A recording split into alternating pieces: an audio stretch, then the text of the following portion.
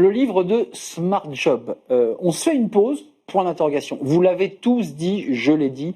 Cette petite phrase qui fait qu'on a envie de faire une petite pause dans sa journée de travail, café, réunion, pause sur Internet. Ce que le non-travail dit de nous, chez Vuibert, écrit par Sophie Roche.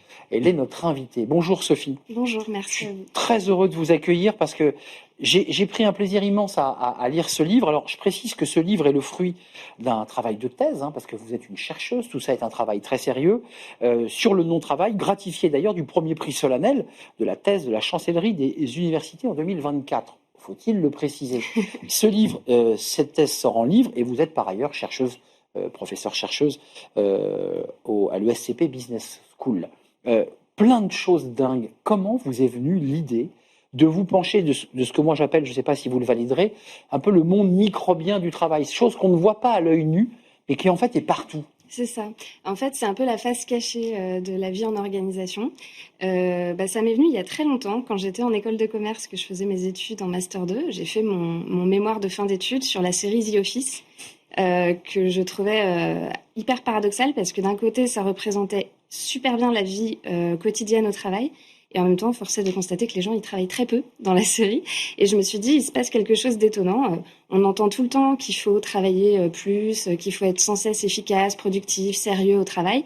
Et pourtant, la vie quotidienne au travail, elle est peuplée de moments pas du tout efficaces, productifs, etc.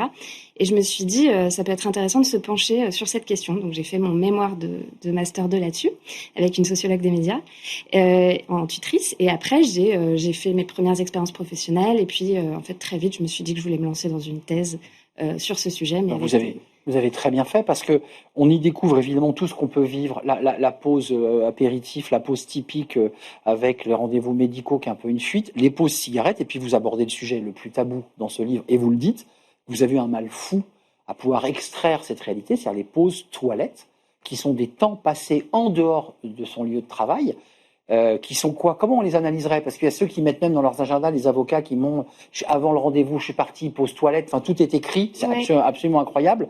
C'est quoi? C'est un moment de fuite, c'est un moment de refuge?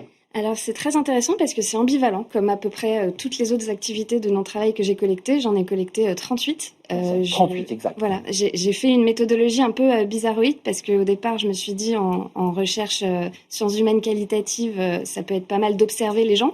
Mais en fait, observer le non-travail, c'est très compliqué parce que si les gens se savent observer, ils prétendent qu'ils travaillent. Bah oui. Donc du coup, pour contourner cet obstacle qui fait qu'en fait finalement le non-travail est assez tabou, étonnamment, Bah oui. je suis passée par des proches à qui j'ai demandé de noter sur un journal de bord ce qu'ils considéraient eux comme leur non-travail dans leur propre quotidien. Et effectivement, on a la liste de vos proches, mais quand même, il y a des gens qui vous ont dit droit dans les yeux, écoute, moi, ma journée de travail, en fait, qui est prévue sur 7h30, globalement, en travail effectif, j'ai fait 1h30. Est-ce qu'il y a des gens qui ont le courage de dire ça? Alors, il y en a eu, je pensais qu'il y en aurait plus. C'est plutôt l'inverse qui s'est passé. Il y a des gens qui m'ont inscrit des plages horaires très importantes sans pause.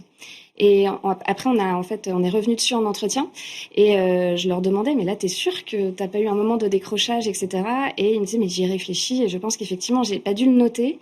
Mais en fait, il y a forcément des moments où j'ai décroché. Évidemment. Et donc, c'est tellement multiforme et tellement cousu au rythme de travail, le non-travail, que parfois même la personne se rend même pas compte qu'elle décroche, etc. Donc, mais en fait, vous soulevez à travers ça, il faut lire ce livre parce que ça nous renvoie à nous-mêmes, à ce que nous sommes sur notre lieu de travail.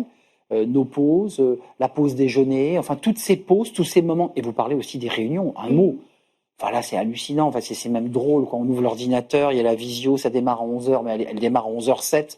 Au bout de 10 minutes, la personne complètement s'envole, part sur autre chose, ouvre l'ordinateur, travaille à côté. Ça, une sorte de vacuité aussi dans tout ça, quelque chose d'inutile en fait. Alors c'est ça qui est très intéressant. L'élément pivot pour distinguer le non-travail du travail, c'est l'idée d'utilité. Et en fait, elle n'est pas forcément placée où on le pense. Parfois, il y a du non-travail qui s'avère extrêmement utile. Et à l'inverse, du travail qui est très représentatif du quotidien de travail, type les réunions, qui en fait est le parangon de l'inutilité pour les personnes que j'ai interrogées. Et donc, c'est une inversion complète en fait du rapport à ce qui est utile, efficace et productif. Mais ça renvoie ce livre aussi à ce que le sujet sur lequel se penche notre classe politique, c'est-à-dire la productivité, la compétitivité, l'idée de travailler au-delà de 35 heures.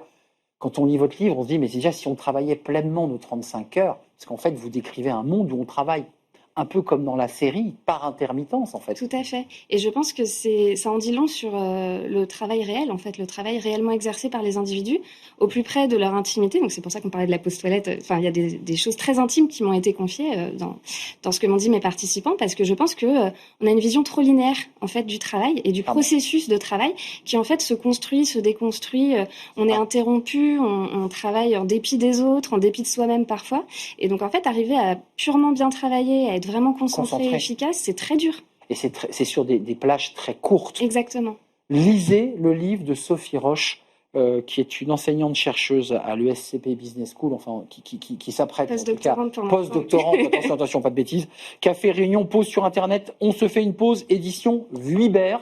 Lisez ce livre, ça va vous faire sourire, de très belles illustrations par ailleurs, donc c'était aussi un livre très ludique. Merci à vous, merci Sophie de nous avoir rendu visite, j'espère que j'ai bien fait mon travail, je suis resté très concentré en tout cas, ça je peux vous le dire.